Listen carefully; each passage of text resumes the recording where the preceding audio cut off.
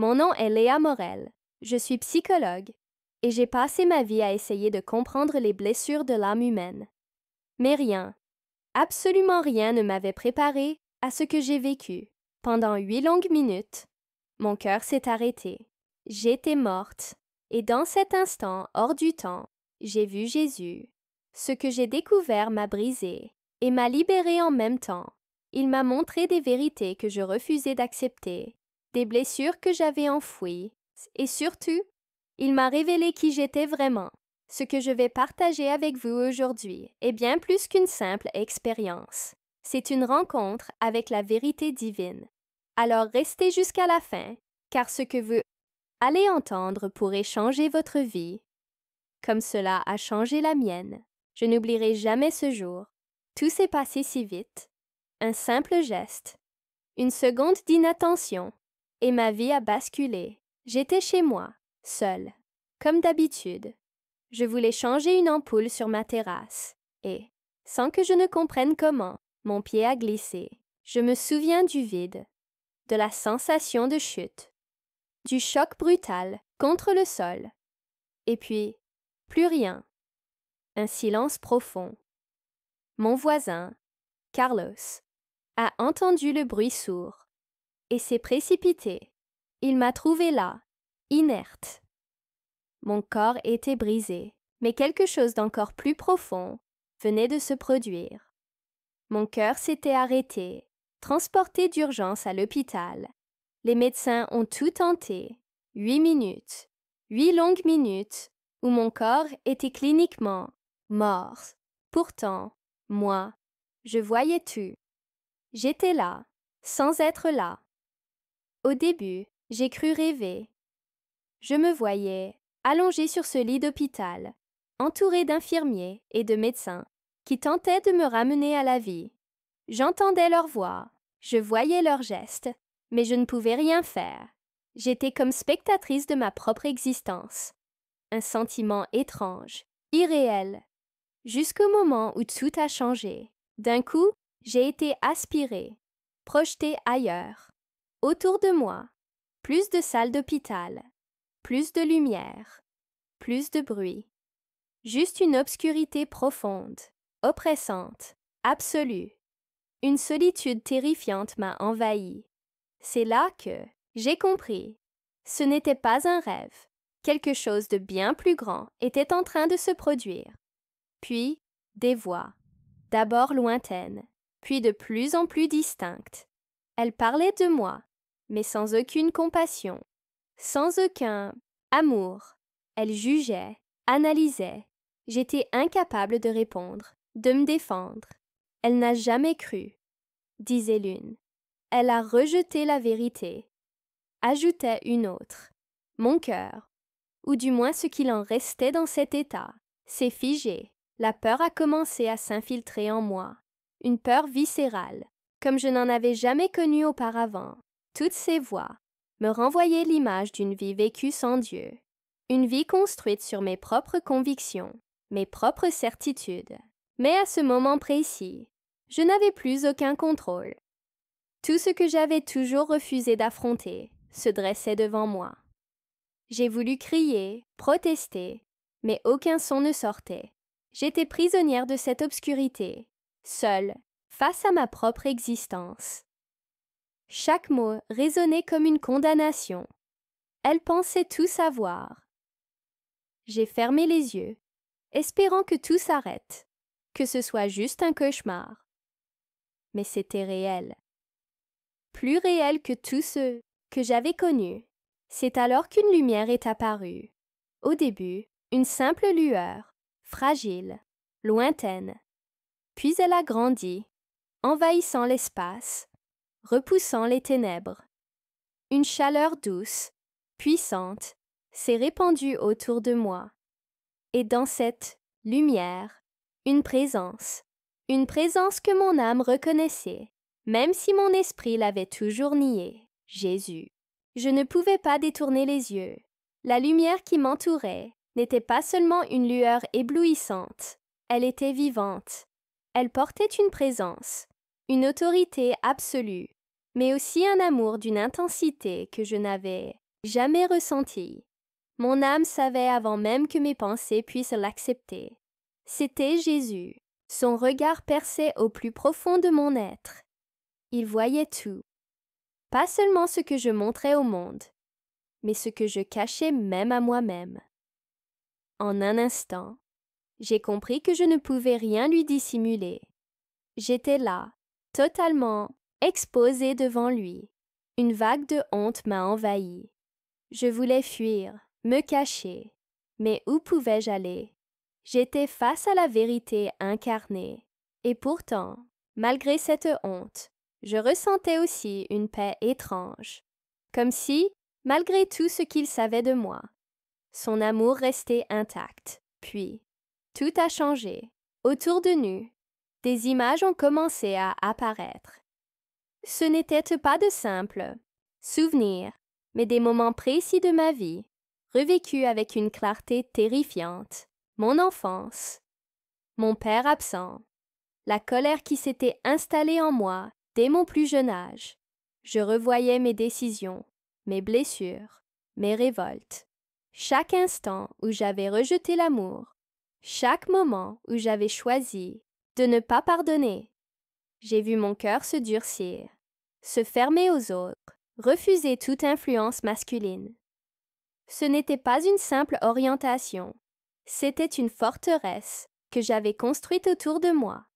Une forteresse de douleur, de méfiance, de rejet.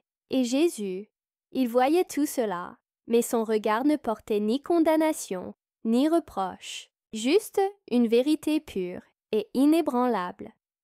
J'ai voulu protester, lui dire que ma vie était le fruit de mes choix, que j'avais fait ce que je pensais être juste. Mais avant que je ne parle, sa voix a résonné en moi. Tu as bâti ton identité sur la souffrance, mais ce n'était pas ce que j'avais prévu pour toi. Je t'ai créé avec un but, un équilibre. Mais je t'ai aussi donné le libre arbitre. Ces paroles sont entrées dans mon âme, comme une épée à double tranchant. Hébreux 4, 12. Pour la première fois, je voyais la vérité. Pas ma vérité, mais la sienne. Et cette vérité révélait que mes choix avaient été guidés par la douleur et non par une liberté véritable. Tout ce que je croyais être ma force n'était en réalité qu'une prison. Puis, un autre souvenir est apparu. Des hommes. Mais cette fois, je les voyais différemment. J'avais passé ma vie à les percevoir comme une menace, un danger à éviter. Mais là, pour la première fois, je distinguais autre chose, de la bonté, de la protection, de l'amour, sincère, des visages de personnes que j'avais repoussées. Sans même leur donner une chance, mon cœur s'est serré. Que s'était-il passé en moi pour que je sois aveugle à cela? Alors, Jésus a parlé à nouveau. Si tu veux être libre, tu dois pardonner, pardonner. Ce mot a résonné dans mon esprit comme un défi impossible. Comment pouvais-je pardonner ce que j'avais subi? Comment pouvais-je lâcher prise sur ce qui avait forgé toute mon existence? Un silence s'est installé. Je savais que j'avais un choix à faire. Jésus ne m'imposait rien. Il ne me forçait pas. Il se contentait d'être là, de me montrer la vérité. Le reste dépendait de moi. J'étais là, face à lui, face à une vérité que je ne pouvais plus ignorer. Pendant toute ma vie, j'avais cru que je me connaissais, que mes choix étaient le fruit de ma propre volonté, de ma propre force. Mais en un instant, Jésus m'avait montré que tout ce que je pensais être une liberté n'était en réalité qu'un enchaînement, une prison invisible, forgée par mes blessures, ma colère et mon refus d'accepter son amour. Pourtant, il ne m'a pas condamnée, il ne m'a pas forcée, il s'est contenté de me tendre la main et de me laisser choisir. J'avais devant moi deux chemins, rester comme j'étais, m'accrocher à mes certitudes, à mon passé, ou lâcher prise, pardonner et le suivre. Ce choix semblait si simple, mais en réalité, il était le plus difficile de ma vie. Je ressentais une bataille en moi.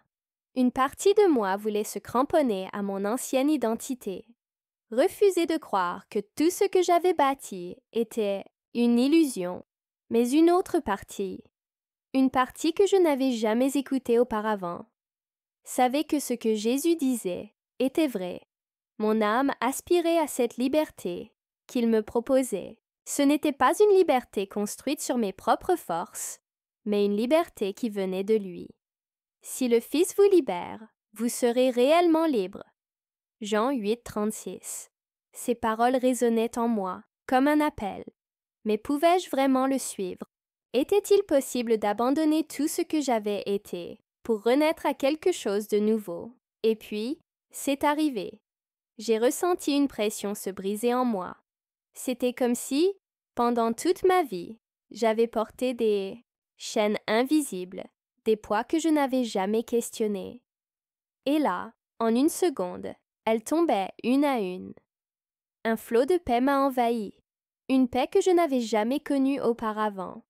Mes lèvres se sont ouvertes et, sans même y penser, j'ai murmuré « Je choisis de vivre en Christ ».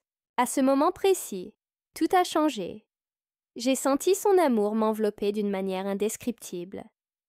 Ce n'était pas seulement un soulagement, c'était une renaissance, une nouvelle identité qui ne se basait plus sur la douleur, mais sur la vérité de Dieu. Puis, comme si une main m'avait ramené, j'ai senti une secousse. J'ai ouvert les yeux brusquement, haletante, de retour dans mon corps.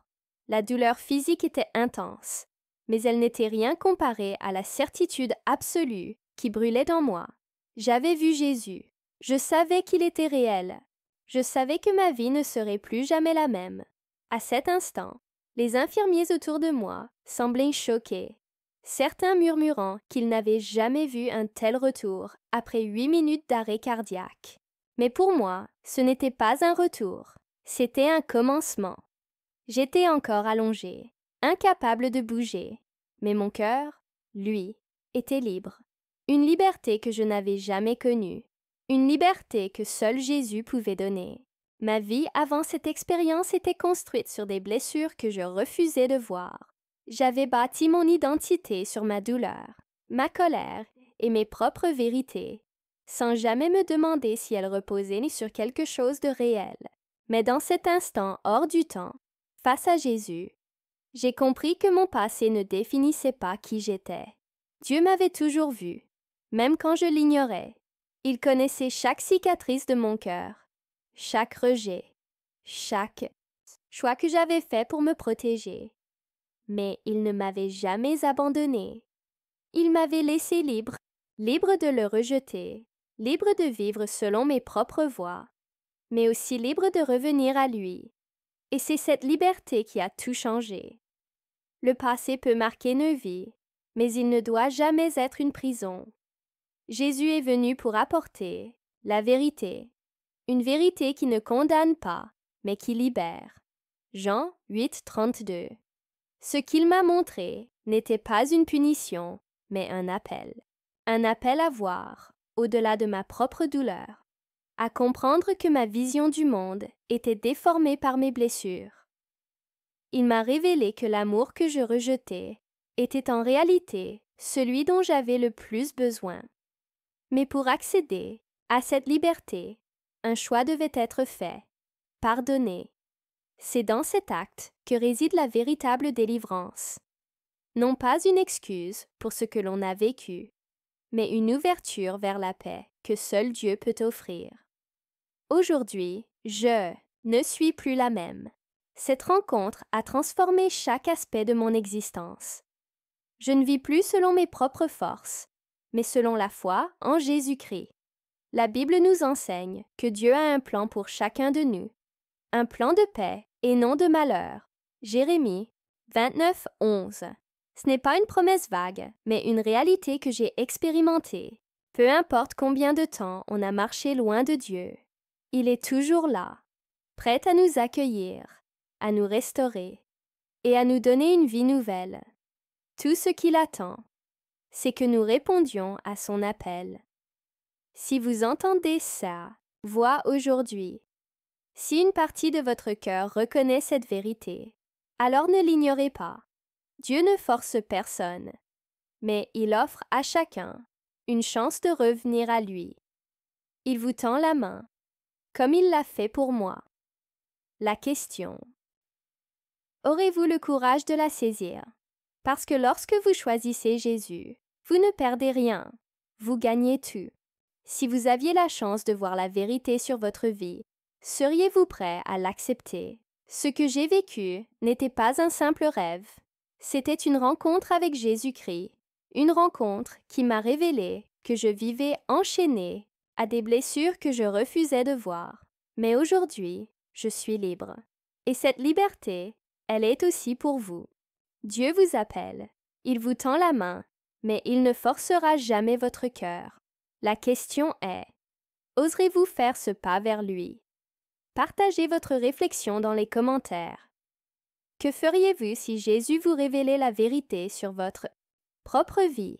J'ai hâte de lire vos témoignages. N'oubliez pas de vous abonner à cette chaîne et d'activer les notifications pour ne pas manquer les prochaines vidéos qui transformeront votre foi. Et maintenant, regardez cette vidéo qui apparaît sur votre écran. Elle pourrait bien être la clé que Dieu veut vous donner aujourd'hui.